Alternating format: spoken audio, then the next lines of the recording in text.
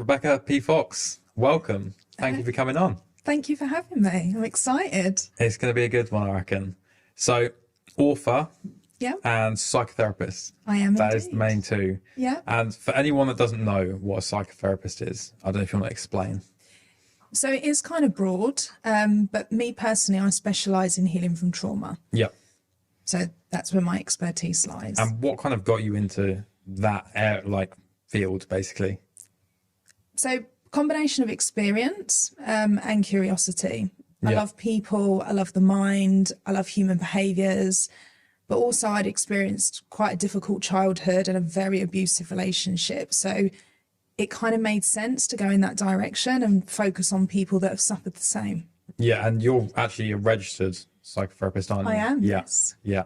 And as you're saying, the relationship you were in, I know on your social media, you're kind of like big into sort of identifying like the narcissist. Or was it that kind of relationship, like a narcissistic relationship? Yeah, it was highly narcissistic, extremely abusive. Yeah. And it was very much the same with my mother.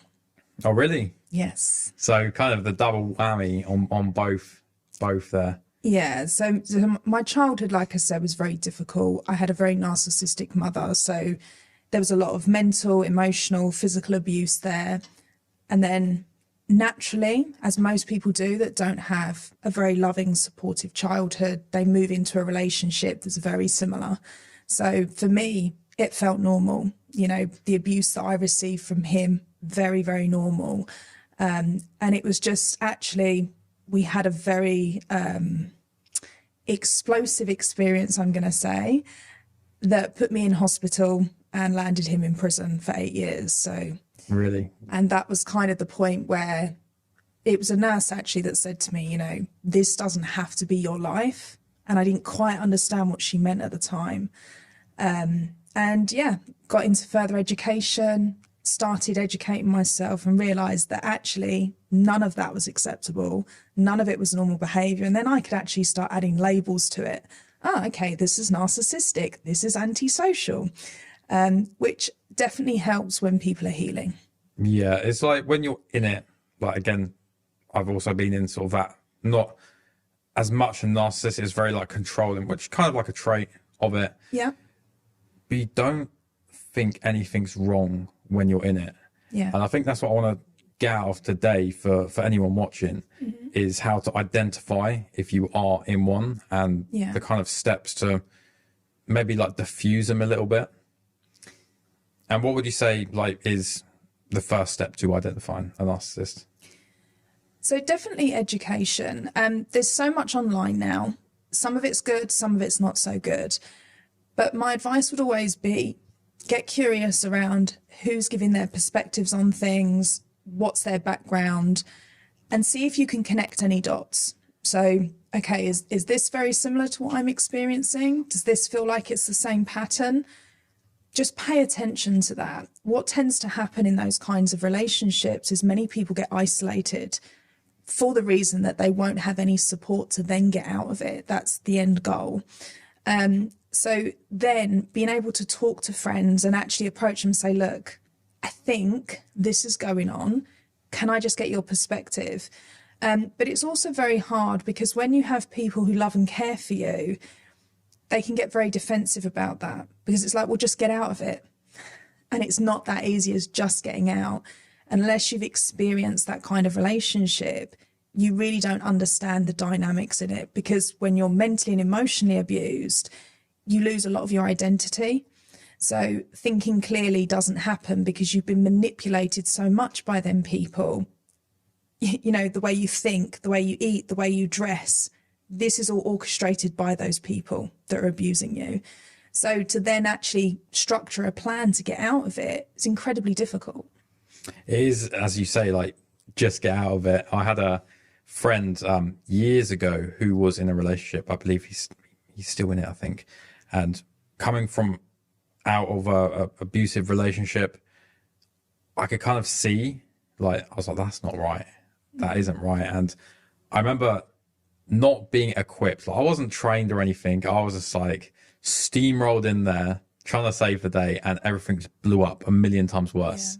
And it gets messy, like very messy, if you're not careful with how you approach these situations. Yeah, and what you said is exactly right there. And I think more so for men, because I work with a lot of men, from my kind of generation, it was always a bit of a laugh and a joke. So for me, a red flag would be when a guy says, oh, you know, like Ollie won't come out tonight, he's under the thumb, or his missus wears the trousers, you know, like, and you're laughing. And yeah, back then it was a joke. But the truth is that guy's being very much manipulated in a controlling, abusive relationship. That's why he can't go out. That's why he doesn't have any freedom. But a lot of men more so would mock that. So then how can a man open up and say, do you know what? Something's not right at home. Something's really wrong here. I don't know what it is. I recently took on a client and he'd been married for 20 years. He was 45. He had a joint bank account that all of his money went into. Every bonus he got, she would decide how it was spent. She used to buy all of his clothes and she was in control of the food. When he got out of it because of her cheating, his words to me were, I honestly thought it was normal. And that was just how it was. He said, and it wasn't until I came out that I realised a joint bank account means both of your money goes in. Most people are not controlled by their partner with what they wear and what they eat. You know, and this is a 45-year-old man. Yeah. So people are just completely unaware until they actually step back and get out of it. Yeah, I was saying this on the previous episode, actually, with regards to sort of trauma. We were speaking downstairs and, you know, we were talking about horses and everything. And I look back on my childhood as I see the great bits, but the traumatic bits, I kind of still to this day bury a little bit. So I brush over them like, yeah, I had a good childhood if I'm speaking to someone, but deep down I know. And I remember saying that I thought what I went through was normal until I spoke to some other people later on in life, and they were like, Ollie, that's not normal. And it's not until you get that realization that that is not a normal part of life. Yeah. And I always say to people, we don't know what we don't know. I don't know how to fly a plane. Well, that's because I'm not a pilot. That doesn't mean I'm, you know, more or less of a person. We don't know what we don't know. So until that's brought to your forefront, you can only live in your reality. And going back to that client, man, you don't need to like disclose any details or anything. What was it, the cheating that brought him to you? Like how? No, he had been separated from her for 2 years, but he'd completely lost his identity. He had no confidence, no self-esteem. He didn't know how to interact with other people, women more so. Sorry, I mean, believe it or not, he was a highly successful CEO. You know, run a huge company. Like he said, you know, people look at me and they go, yeah, you've got it together. Like, you've got a great life, like you're smashing it. But he would go on dates with women and he had no idea how to interact with them. And he said, I just felt demasculated. Those were his words. And that's exactly what happened. She had stripped away his masculinity and his identity, where he was just a functioning shell. When I came out of mine, I don't think I could, again, like communicate properly with women for a good year before I could even like start to go anywhere with it. And I think it's interesting, like that's a really powerful share, because if we have a toothache, we don't just leave it and think we'll deal with it ourselves and it'll go away. We go and see a dentist. But numerous, more so men than women, it's documented, women seek therapy more than men.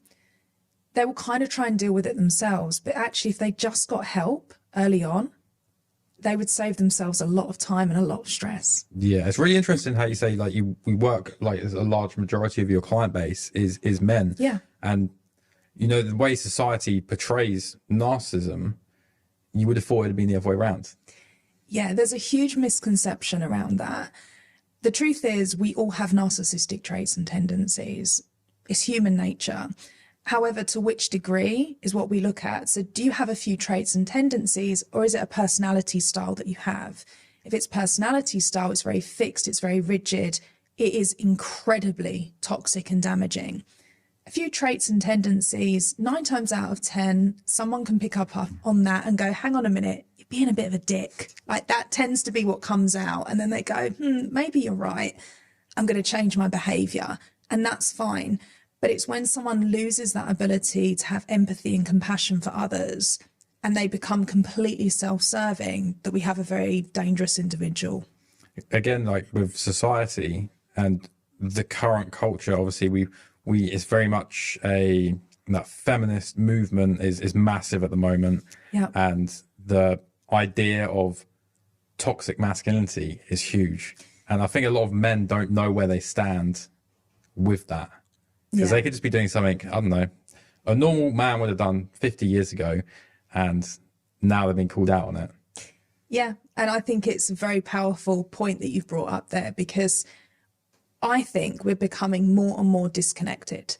We're becoming more separated. You know, she's a woman, she's independent, she does a thing, she doesn't need a man. It's like, oh, he's a man, he's in his toxic masculine energy. He doesn't need a woman, he just uses women. And there's become this huge divide. And I think it's more important now than ever that people realise we can have toxic femininity. That is a thing. For something to be toxic, it's something that's dangerous, that's contaminating. Like, that's what toxic is. So someone can behave very masculine and it's done in a toxic manner that harms other people. Someone can behave in a feminine manner, but it's done in a way that's toxic that harms other people. The word toxic can be applied to anything.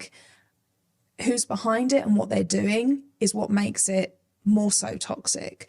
I think men are very lost at the moment. You know, like you said, that feminine movement absolutely has created more of a divide. You know, this strong, independent woman, that's great. I love that. But let's be realistic here. You need that man to come in and allow you to sit back in your feminine energy. The problem you have is a lot of men are intimidated by women who are in their masculine, because that's what independence is. You need a masculine energy to push forward to be independent. So a lot of men are intimidated by that. The reality is that woman probably just wants to chill out, but she needs a man to go, I've got you. Take a step back. I've got it. I can organise this. I can get this done for you, and let her be in her feminine. Equally, men need that. When men are constantly in their masculine and they're pushing and they're driving, they don't have time to just be in their feminine, enjoy, express their emotions. So women then need to pull that out of men as well. It's a yin and yang dynamic that we need to have. Yeah, and it's not like every single person you meet is like either toxic masculine or super like feminist. Yeah. I think it's so concentrated, like I'm going to go into TikTok on it. It's so concentrated into TikTok that you think everyone around you is that small, well, it's not so small, but that smaller percentage that you see on your phone. And again, I think there's a lot of naivety around how social media actually works. Social media works on an algorithm. So you only have to look at one video that talks about strong, independent women, and all of a sudden you have this huge influx of strong, independent women videos and quotes, etc., because the algorithm's feeding you what it thinks you want to hear. Yeah. And that's what people need to understand, what it thinks you want to hear. You've got to be in control of that, and you've got to be very aware of what's happening. Most people aren't. And of course, the more you hear something, the more you believe it. This must be true because this is all I'm hearing, this is all I'm seeing. No, social media is very clever and it's feeding you what it thinks you want to hear. Yeah, and again, like that's what people have got to be careful with when it comes to, as we're speaking downstairs, of like self-diagnosing things from people who don't really know what they're on about, but just claim they're a professional. Yeah, and look, we seek community as humans. It's a natural thing we do. We look for people who are like ourselves so we can add a connection. There's nothing wrong with that. So when someone shares their experience, that's great, but you need to be very realistic on, this is my experience. It doesn't mean this is the same for you. And the problem is people latch onto that.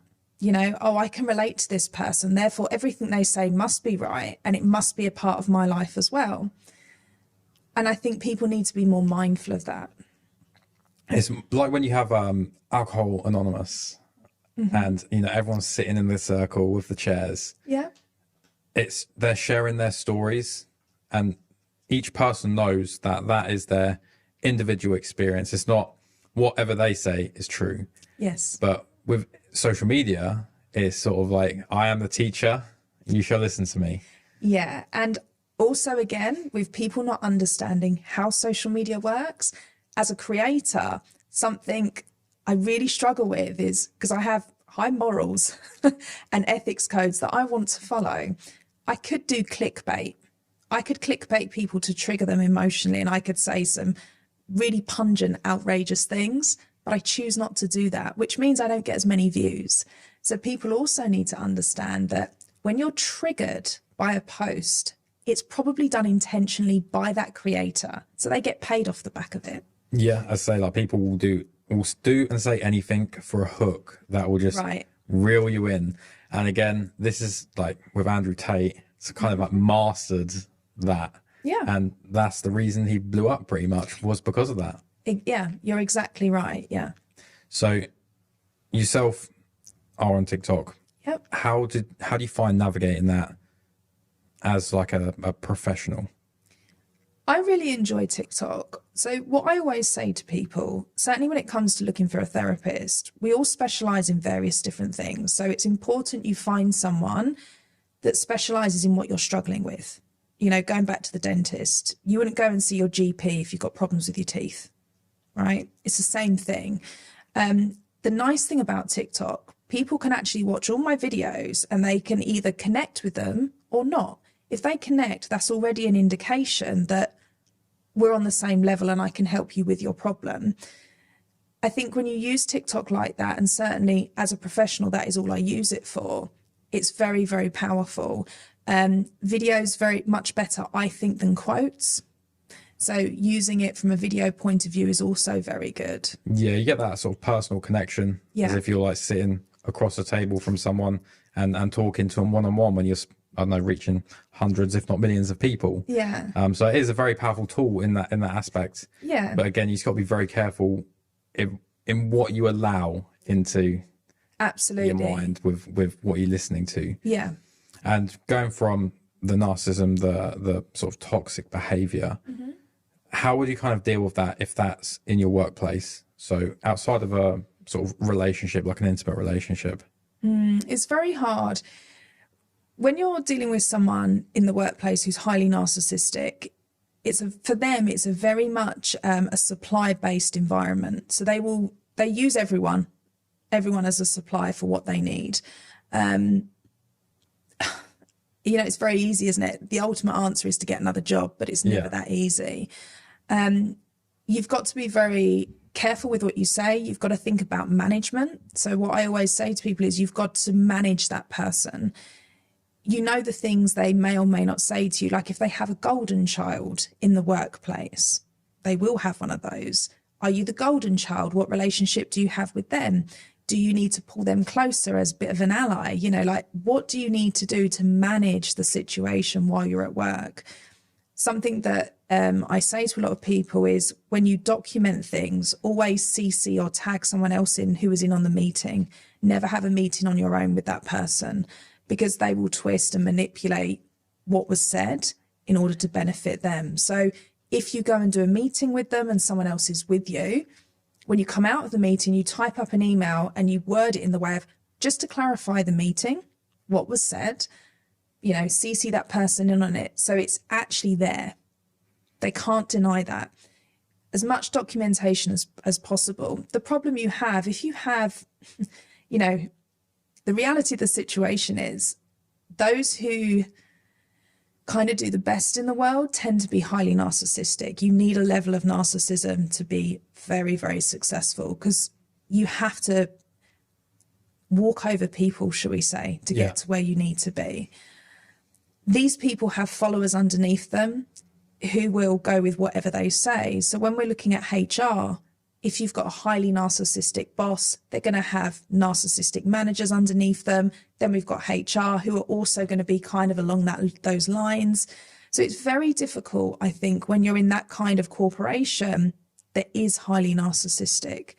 At the end of the day, your mental health is of utmost importance, there is, I believe there's always other options. So get resourceful, look for something, be active, get your focus on getting out of it rather than how can I manage this to stay in it? Because long term, it's not healthy. I don't know if you ever read this book. It's called Surrounded by Idiots.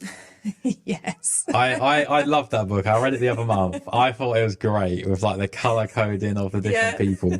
But as I say, like if you're a narcissist, you would be in like the red That's right. person. Yeah. And I found it really good with identifying my team members and pairing them together a little bit better. Yeah. And it does make a difference in sort of the different personality types. You have like the blue, the green, the yellow. Yeah. And I was just reading it. I was like, wait, this is me. And it's a great book. It is a great book. Yeah, it's very good. And in terms of, like I say, I love psychology. It's only up until the recent last couple of years when I really started working on my mental health and sort of getting a bigger business that I really was like, right, the mind works in like great ways. So I have to learn how to navigate not only my own, but how to make the most of other people's. Yeah. And that's what I love about this, like the whole psychology as itself. And people use that, like again, like the narcissistic traits to inflict pain opposed to bring the best out in people. Yeah. And I think what you were saying downstairs actually surprised me a little bit about the ADHD, because I didn't realize. I don't know if you want to repeat it again, what you mentioned about it. So ADHD, yes, there are changes in the brain. However, the brain is changed in the childhood as a result of some level of childhood trauma that was experienced. So any of these disorders are created from a level of trauma. This trauma can be rewired. Our brains are like clay. So if you can rewire the neurological pathways, you can create change. Yes, it requires consistency. Yes, it requires someone who knows what they're doing, but it is possible. I think a lot of people nowadays, they love a label. And it's being able to say, oh yeah, I do that because I have ADHD. Okay, so everyone's got to accept that behavior because you have ADHD. And it's often done in a way that benefits them and no one else, which in my opinion then makes it toxic. I was watching a TikTok where a lady said, I think she was around 40, and she said, oh, I've recently been diagnosed with ADHD. I've worked for my company for 10 years, Monday to Friday, 9 to 5, and I'm now trying to get my employer to change my hours and be more flexible because of my ADHD. Now, I think that's very unfair for the employer, because if she's worked for them for 10 years and it's not been a problem, and now she's got a diagnosis, all of a sudden it's like, well, hang on, you've got to bend to me now, change things for me, because all of a sudden I have a diagnosis. If you've been in a company for 10 years, the chances of you struggling for those whole 10 years are very slim, unless you've been off sick for a long time. You know, I don't know the full background, but that is what she was claiming is, well, now companies need to be way more flexible and open to people with ADHD, and they need to give them much more benefits as a result of that. And I disagree. And I think people need to be, like what you said, taking control of their mental health, because that's what we're talking about here. Taking control of brain training. You know, we train our bodies. You can train your brains. Yet many people don't realize that. You know, they have very fixed mindsets and they go, well, this is black, this is white, and that's how it is. Yeah, because you see people like young kids running around and well, kids are chaotic, but you know, parents that go, oh, don't worry, he's got ADHD. It's right, fine. yeah. It's fine. And that's a real young age that they're. And, you know, like let's add into that, like what we were saying. So if ADHD is a result of changes in the brain, we've now got children that live on iPads or phones. This changes your brain. This has shortened their attention span. So hang on a minute. If we're growing brains that are having shorter attention spans, why do you think you're going to have calm children? Yeah. And I think it all ties in. So, yeah. Because it's mainly the current generation coming up that you see the biggest sort of ADHD kind of bubble. Yeah. I don't know of anyone a little bit older than me who has ADHD. Like actually, like I'm diagnosed with it. I don't know anyone. So my argument is always, whenever labels are useful when you want to do something with them. So for instance, if you're someone that has borderline personality disorder, the whole thing in a nutshell is about being emotionally dysregulated. Okay, so highs and lows, difficulty regulating emotion, which then means it's difficulty having interpersonal relationships. Now, okay, you have that diagnosis, and now you understand why you behave the way you do and why you feel the way you do. What are you going to do about it? So if you want a label, you need to then be open to saying, okay, I'm now going to take action to deal with my symptoms or things that are causing problems. What I'm seeing now is it's like, okay, well, I have ADHD and I just want the label because I like to have it. Yeah. It's Not dangerous. useful. Yeah. It is dangerous, especially, again, like depression. You can't label someone depressed because they've had a bad day. Well, you can't label yourself depressed because you've had a bad day. Yeah. Even a bad week or a bad month, those happen. It's a constant downward spiral over months and months and months. And it's very different to having a bad day, because a bad day is just stressful and then a new day's here. Exactly. And I think people have lost touch with what balance is. You know, ultimately we strive for balance. So there will be days when we have a slightly better day. There will be days when we have a slightly more difficult day. But ultimately, we always want to find that middle ground. People have lost that ideal. And it's like, unless we're always happy, you know, I hear this a lot, always got to be happy, always got to be positive. You haven't always got to be anything other than balanced. Yeah. And, you know, accept the fact that we are going to have ups and downs. But ultimately, it's how you deal with that to bring yourself back into balance that's important. Yeah, always used to want to be happy. I was like, I never want to feel sad or anything.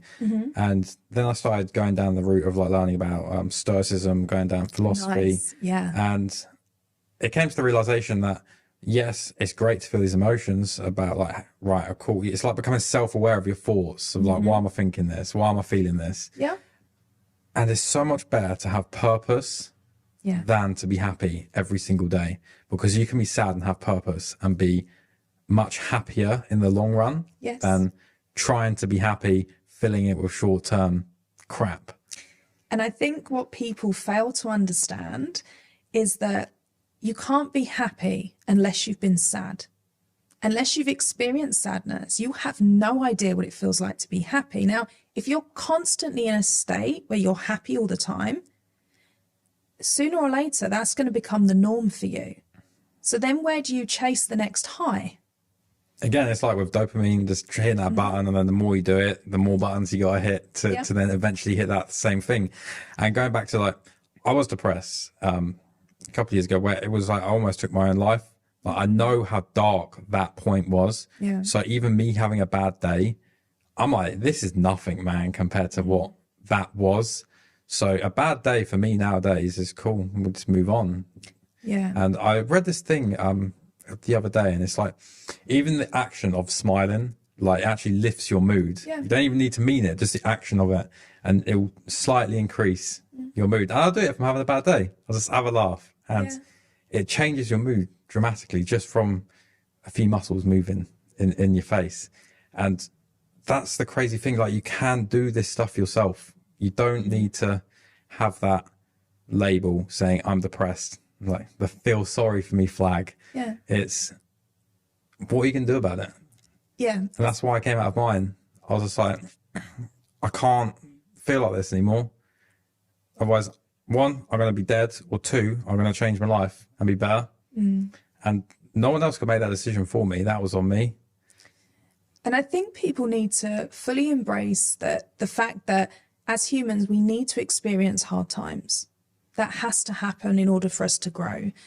You know, I've worked with people in the past who come from very, very privileged backgrounds, like ridiculously privileged, yet they're some of the most unhappy people I've ever worked with. You know, and people always say, oh, if only I had £1 million, my life would be great. And I think I've worked with people, rich kids, that have had everything, and they're the most unhappy damaged people I've ever worked with. Again, it's not like the hardships of life. It's just like living life on easy mode and then having a little hardship and then it's the end of the world. Yeah. Kind of thing. I recently had an interaction with someone who their parent was very wealthy. Their dad was incredibly successful and wealthy. They were the only child. And man, you could tell, the way he interacted with people, like treated them like dirt. And one tiny little thing happened and all the toys are out the pram. Yeah. I was like, how can you get through life like that? Yeah. Like treating people as if they're not people. Yeah. Narcissistic. Yeah. Yeah. Again, like going back to everyone's surrounded by idiots. I'm like, he's a red. But again, like the red people are the successful ones. Yeah. And because, people say, narcissists, they shouldn't be in this world. We shouldn't have people like that. As much as it pains me to say this, there are a lot of them that have done a lot of good. And if we laid out all of the most successful people in the world right now, I guarantee they're on that spectrum. Yeah. To a high degree. As you were saying, like everyone's got the traits. It's just how far you are with it. Yeah. And a lot of traits, bearing in mind, like a lot of people will be like, are there red flags? They can take you and the others around you to another level in terms of success and business and everything like that. Yeah. So it just goes back to what are you going to do about it? Yes, having that awareness and also having people who hold you accountable. People who are highly narcissistic, they won't accept that. Yeah. It's again, going to the therapy side of things. Like we were talking downstairs of like, obviously my girlfriend's been in therapy for quite a long time and your view on it is you shouldn't be in therapy for too long because you kind of use your therapist as a crutch. Yeah. That never goes away almost. And I think certainly it's really interesting. So I work internationally. I have a lot of clients, certainly in the US and Canada, a few in the UK. What I come up against in the UK is people actually say to me, I don't want to be reliant on a therapist and I don't want to be known as a nutter, which always kind of goes, okay then, it always makes me giggle. But in the US, they absolutely love it. But when I say to them, look, we're talking 3 months, they're always a little bit confused by that. 9 times out of 10, they don't need me longer than 3 months. And that's how it should be. Like the example I give, and I keep giving it with the dentist, you go, you have a problem, you get your tooth sorted out and you're done. Here's what you need to do going away, take antibiotics, whatever it is. It should be the same with a therapist. Adding a caveat to that, like we said, your partner works in the NHS, in the mental health industry. So she probably hasn't seen and heard a lot of things which are quite disturbing. So I think then you do need someone just to kind of keep you on track. I've worked with a lot of law enforcement officers in the US and the stuff they see and experience is unbelievable. And they just need me to kind of keep them on track to clear out any of that that's, causing them problems. So then I think it's a little bit different, but you should never be at a point where it's like, I need to see my therapist every week. And, and you're reliant on that person. It's not healthy. And we got some family friends who they're kind of like the dad's a firefighter, the son's a firefighter. Oh, yeah. And obviously they see some horrendous stuff. And we were talking to, like how they kind of cope with it. The dad's like dark humor. Yeah. Like making a joke is literally the way how we deal with that. So when someone's making a dark joke, it's just like a coping mechanism for everything they're seeing. And the younger one, I believe it was, had to deal with a fire where there were kids like burned alive. And that really sent him on like down the wrong path. Yeah. But again, it's what are you going to do about it? Like we got one who's using dark humor to cope with it. And we got the other one who I believe went to therapy because of it. And there's so many different, and again, we're all different as humans, and that's what I really want people to embrace is that, like we said earlier, just because that works for one person doesn't mean it works for everyone. But having someone that can help you with what you're struggling with specifically is key here. dark humor, I hear that a lot for people in those professions. And yeah, like you said, it's a great coping mechanism.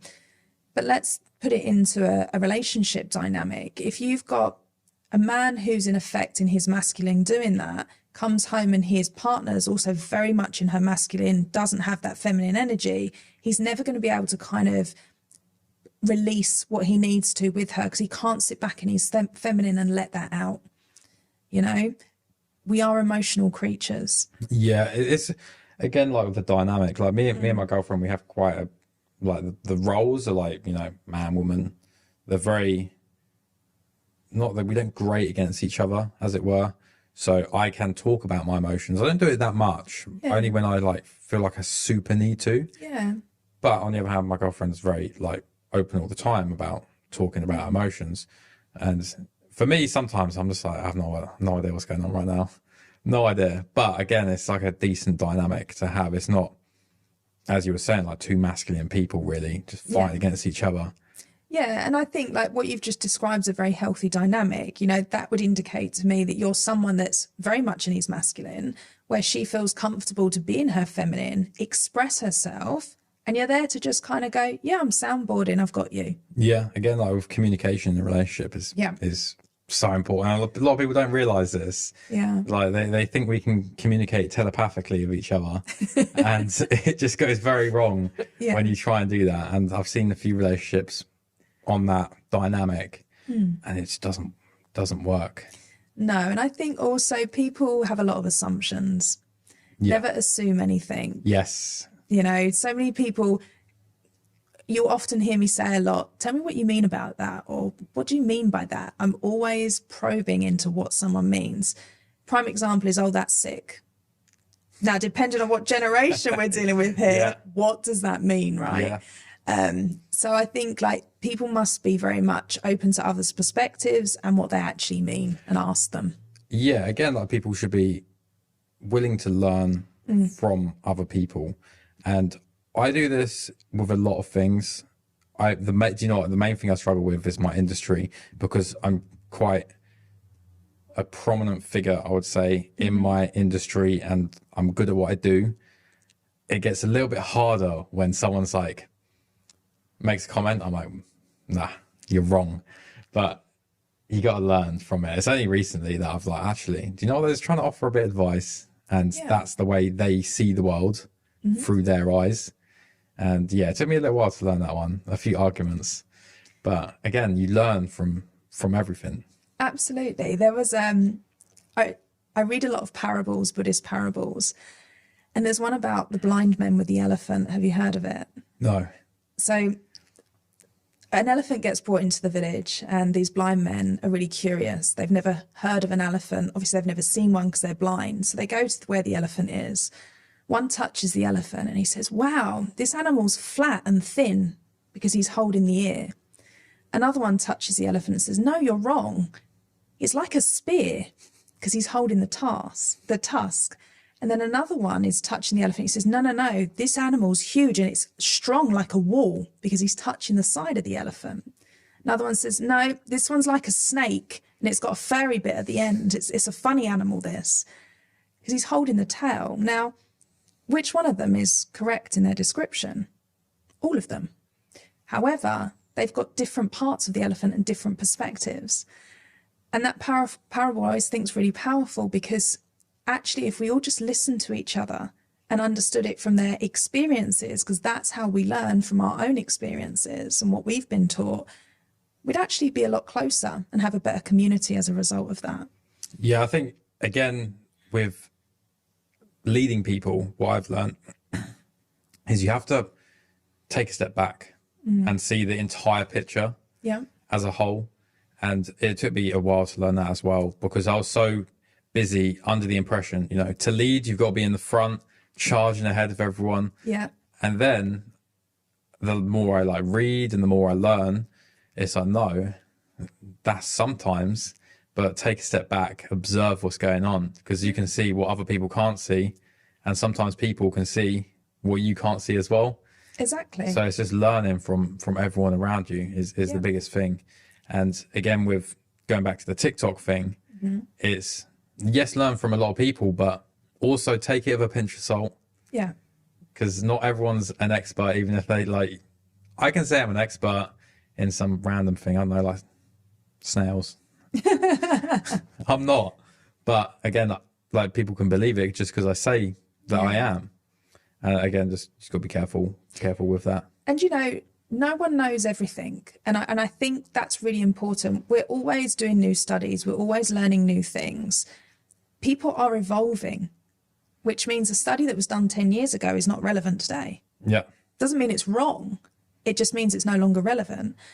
And I think people also need to understand that aspect. Yeah, it's again with like the boomers and that generation. What they grew up with is totally different to what we have. Yeah. But some of them, they like to stay where they grew up. Like that's what we did in that age. Yeah. And a lot of people were like, oh, you're toxic for that and stuff like that. But then just remember that was their upbringing. Like that's the world when they grew up. And the world now is going to be different to the next generation who are going to look at us and be like, what are you on about? Yeah, exactly right. It's like that. So just take everything with a pinch of salt. Yeah. And just go over it that way. But yeah, no, it's I was very surprised actually with what you mentioned about the therapy, with how short it was. Because as I say, like speaking downstairs, like my sister's in therapy. And for me, I don't know, I thought like the therapist was trying to like take loads of money off her. Because she was in it for so long. I was like, she's keeping you in it. But everyone's different, as you say, so people could be in that longer.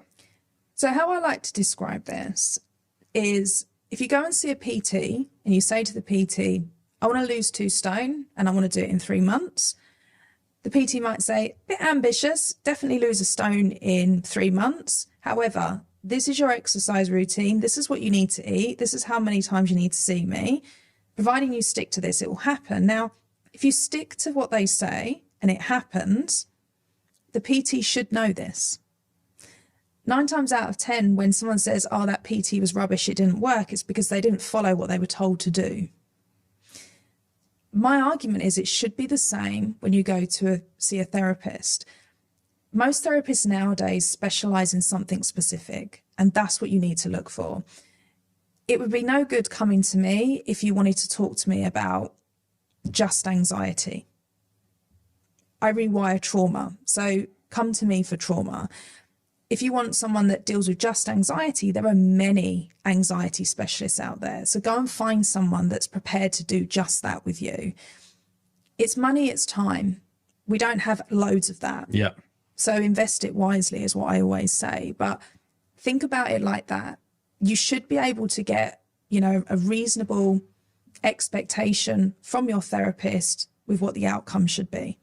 And what's the best way to find one? Is it sort of like through social media or recommendation? So. I think a combination of the both. Like I said, the nice thing, like certainly my YouTube, my TikTok, my website, if you go on all of that, you've got a rough idea of the sort of person I am. You've got a rough idea of how I interact with people. So already it's like, okay, do I like this person? Does she know what she's talking about? Can I relate to a lot of it? If that all kind of ticks all the boxes, then have a consultation with that person. Back in the day, what used to happen is it was a generic therapist that specialises in a bit of everything. And you'd ring them up and say, I need to see you. No idea what for. Down they go. Do you know what I mean? And it was like, then we just see what happens. Yeah. And I think, again, that's when it gets a bad name. Talking therapy is not that effective. I never went to therapy when I dealt with my depression. And when I started making content on what I went through, I remember someone telling me, like, you can't, like, tell people, like, if they're depressed, like, not to go to therapy. I'm not telling them not to go to therapy. I'm telling them, like, this is how I did it. I didn't believe in therapy, and that's the reason I didn't go. Yeah. I believed that it was within my own mind and power to change the situation I was in. So that's what I did. But it was that initial bit when I started making the content on mental health is when I started to hit a few. You can't say that to people. Like, people need therapy, but not everyone does need therapy. I think that, again, like, we need to be realistic in that not everyone's got ample money either. Like, if we had all the money in the world and everyone was financially secure, why wouldn't you just pay a therapist and see how it goes? Also, I think people, they do want to try and do it on their own, especially us in the UK. Like, you know, we're stoic people, right? So we want to just get on with it. We're quite resourceful, I think, as a nation, so we can find what we need to help us. But the reality is, if you want to get better quicker, you need someone that's going to accelerate the process. And that, again, ties into what I say about you shouldn't be in therapy for years. To me, that's a huge red flag. You know, I always say to people, if after 4 or 5 sessions, you haven't felt a significant change, you need to find someone else. So that's what therapy kind of is. It's giving you the tools to deal with it. And going back to, like, I never went, it took me a lot longer to, I wouldn't say I'm fully, like, overcome it, but I've dealt with it, as it were. But I don't think it's ever going to end. I always think I've continuously got to work. Otherwise, if I stop, then it's going to come back again. Yeah, it's very true. So I always say to people, like, the first step is education. You can't make changes unless you're educated in whatever it is you're looking to change. So therapy should give you a degree of education, but the second step is the tools to deal with it. The third step is implementing and accountability. So we will slip. We will take 1 or 2 steps back. We're human. We're not perfect. But being able to show up, you know, one of my clients yesterday, bless her, she's had a massive slip up. And she was really nervous about coming on the call. She said, you know, I nearly didn't come today, she said, because I want to lie to you, but I know I can't because it'd be pointless. And yeah, it was a massive slip up on her part. But look at the change she's been able to make in terms of pushing through that fear, changing her behaviour by actually speaking up and being honest. And now we've got a new plan. Yeah. Rather than keep spiralling down, okay, we've pushed it back forward again, not a problem. Yeah, it's interesting what you said there about perfection. I used to chase perfection so hard. Yeah. It was the way I was raised, like everything's got to be perfect. Yeah. And as soon as you realise nothing's perfect, you can get pretty good, but nothing's perfect, your life becomes a lot easier. Absolutely. Yeah. You know, perfectionism's got a lot to answer for. It causes a lot of problems. And like you say, once you embrace that and go, no one's perfect, it doesn't exist, I would like to see that eradicated, you know, from the dictionary. I want that word eradicated. I want the meaning eradicated. And I think it would change a lot of people's lives. Yeah, again, like with relationships, you see it on like TV, like the perfect relationship, and that's what people hunt for. And if there's a bit of friction or an issue, they're like, oh, nah, that's just not for me. And yeah, it's teaching people not to work through things just to move on to the next, looking for perfect. Totally agree with you. And that's super powerful because it ties into that instant gratification, 100%. Which we've all become very accustomed to, you know?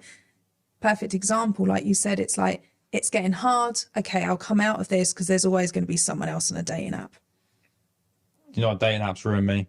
They honestly ruin me. I'm not going to lie. That's going to be like one of the last things I'm saying, but that Tinder ruined my relationship with women after that abusive relationship I was in.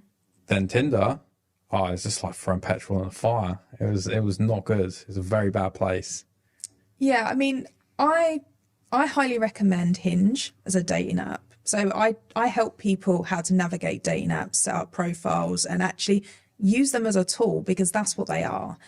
If you treat a dating app like a business, you're more than likely going to get a decent result. If you treat it like a joke, you're going to get jokers. There are loads of people. It's a narcissist playground because they can get the attention and validation they want at the click of a finger. Yeah. So when you understand that and you're very aware of that and you know what to look for, you know who to entertain and who not, right? So that wheedles it out. We get a lot of very bad advice now online being pushed. A lot of toxic ideologies, mainly from women that I see, you know, how to make a man obsessed with you in 10 steps.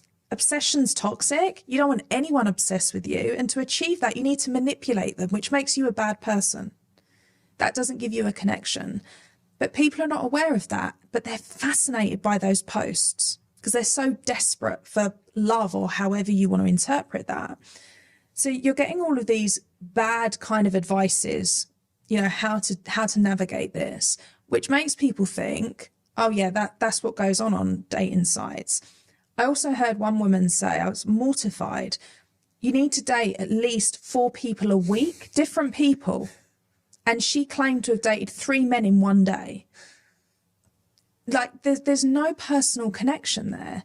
She said, oh, it's a numbers game. When you treat it like that, you'll get better results. Absolute rubbish. When you treat it like that, you're treating people as objects. She was highly narcissistic because I checked out her page. You know, she's using men for her own advantages. And then we wonder why women get such a bad rap or men get such a bad rap when they're treating it like that.